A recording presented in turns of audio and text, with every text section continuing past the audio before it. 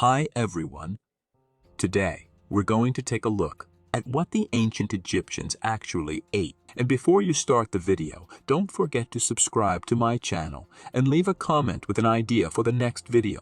Let's find out what the ancient Egyptians ate. The ancient Egyptians knew that beer is an intoxicant, but to them it was also a source of nutrition and an essential part of everyone's diet, even children. It was also prescribed for dozens of ailments, as it was believed to confuse and expel the evil spirits that cause disease in a person's body. But nothing demonstrates the central place beer occupied in ancient Egyptian life, quite like the fact that laborers were often paid for their work in beer. In fact, one of the reasons we know that the pyramids were not built solely by enslaved people is through records that show how much beer the laborers were being paid. Workers on the Giza Plateau, for example, were given 3 rations of beer every day as compensation for their efforts. The next food product of the Egyptians is honey. Honey was one of the most prized foods in ancient Egypt. For people who lived in ancient times, honey was probably nothing short of a miracle. It can sweeten anything, moisten any dish that it's baked with, and it never goes bad even when completely unpreserved. As for the ancient Egyptians, they saw honey as nothing short of sacred. Honey and the bees who made it actually played a huge role in the religious and political life of ancient Egypt. In fact, the bee was the official symbol of the king of the lower Egyptian empire. But it wasn't just for the rich. Even the lower classes had some access to honey, which tells us that the Egyptians must have produced tons of honey. The next thing the Egyptians used in food was spices. The Egyptians used a wide variety of spices. Egypt had access to the best the ancient world had to offer. Back then, that meant luxury products like spices. The Egyptians made wide use of spices, such as cumin, coriander, and cinnamon. As were their other foods, each spice had a cultural or medical significance as well. Coriander, for example, represented romantic love and was considered to be something of an aphrodisiac. Cumin, on the other hand, was a digestive aid. That was considered a sign of faithfulness.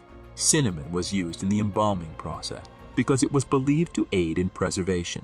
It was also one of the most expensive spices. Of course, like all civilized people, the Egyptians also ate bread. Bread was a symbol of hospitality and a frequent spiritual offering. The ancient Egyptian moral universe was similar to many of today's religions, in that it was premised on the idea that good deeds would be rewarded in an afterlife.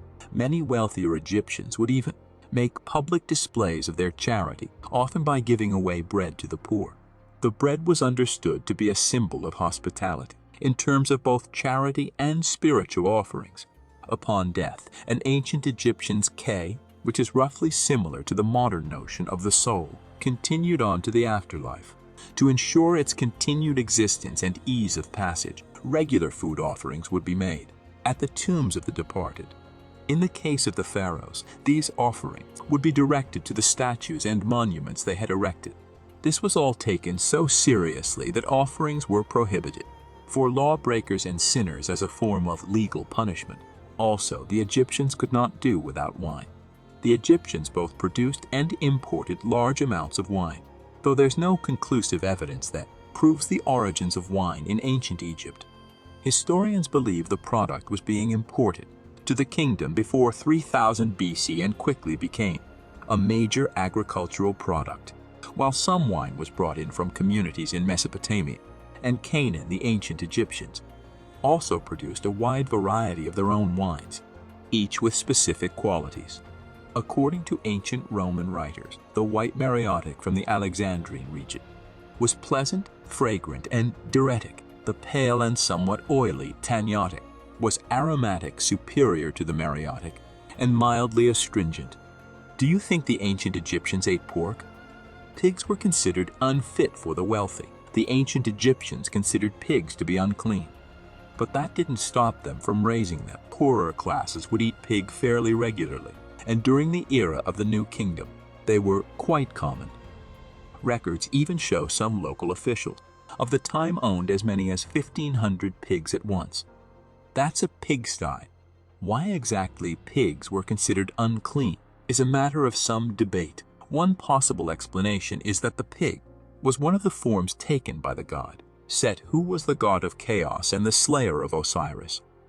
As Egyptian theology developed, Set took on a more and more evil identity, and pigs were judged harshly on account of the association. On the other hand, it's also possible that pigs were considered unclean because they roll around in muck and dirt.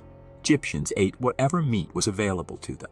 As with most ancient societies in Egypt, meat was a luxury most enjoyed by the rich. While the lush Nile Delta had its fair share of game, most of the meat eaten by the ancient Egyptians was from various forms of domesticated livestock, including sheep, goat, cow, and oryx antelopes. Meat was also used as an offering at temples and services.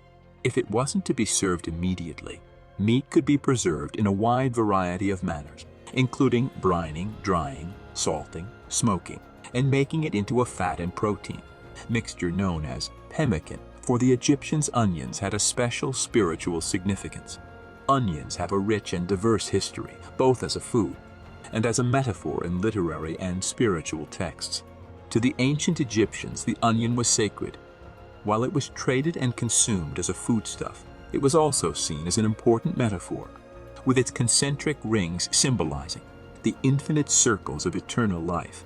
This being the case, it's not surprising that onions were also involved in numerous religious and funerary rituals. They were painted on the inner walls of the pyramids, left on altars of the perished, and there's even evidence that the entombed pharaoh Ramesses Eve had onions placed into his eye sockets as symbols of his eternal life. Onions in the eyes, that'll make you cry. I hope this video did not make you cry and you liked it. I will be very happy if you subscribe and leave a comment.